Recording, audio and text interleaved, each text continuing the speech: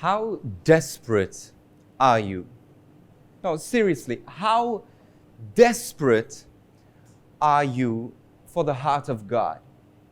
You see, I want to be someone who is desperate, who at all costs seeks the heart and the will of God. Because I tell you this, desperation is the only way for you to participate in what God has won for you for your salvation.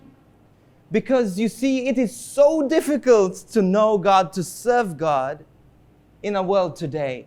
So much opposition, so many excuses not to serve God, so many excuses and temptations to pull us away from the heart of God. If you are not desperate, you will not be able to fight the fight till the end. We are in a place, Jericho, that oozes desperation. The Old Testament story, they wanted to captivate the city. And they tried to fight and to go through the walls. But what did they do? They sought the Lord. They said, God, show us how to capture this city.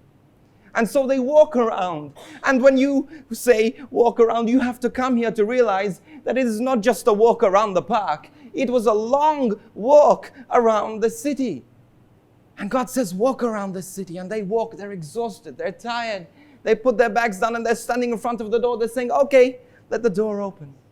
But the door doesn't open. And God says, no, walk around the city again. And again. And again, 7 times they had to do it, and they were out of breath. And what does God say to them when they were out of breath? Get the trumpets.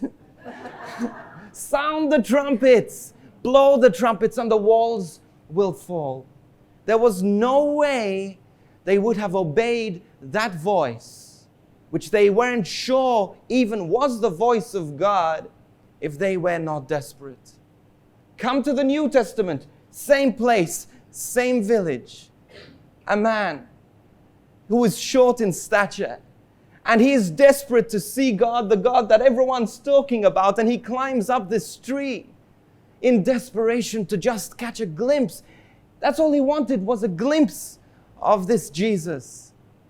But Jesus responds to that desperation, to the extravagance of a heart that would do anything to hear him, to seek him. And so that's what they do. Jesus reaches out to this desperation and invites, and he comes into the home of this man who was desperate. And his life was changed. Again, an act of desperation, giving away all the wealth that he misappropriated. And so, again, an act of desperation to choose God above all things. God requires us to purify our lives of the things that are not of him. And it is only a desperate heart that would be willing to do that.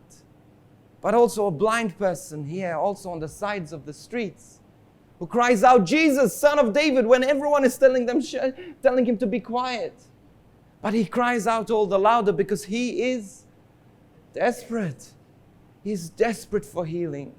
Now, there were many other blind people on the side of the road, I'm sure deaf, but Jesus, we know of Jesus healing one because this person cried out in desperation. Again, how desperate are you? How desperate are you for the love of God? Because desperation is going to lead you to reach out, to step out, to cry out to a God who wants to heal you, to restore you, to make you holy, to make you whole. But it all starts with a desire. Desire to love God, to serve God more than you desire to love and serve yourself. And this is difficult. This is hard. Now, I'm desperate. But I'm not desperate all the time because I get distracted. I get distracted so easily by the things of this world. But I'm in this holy place. But you know what? I'm desperate again. I'm desperate again because I'm surrounded by people who are desperate for God. And this is why this pilgrimage has been so beautiful. This time has been so wonderful because I'm surrounded by witnesses, people who are desperate for the love of God more than anything, at least for now. I don't know what's going to happen next week. But for now, we're desperate because we're in this place, of this holy place, where we can encounter the love of God in such a profound way.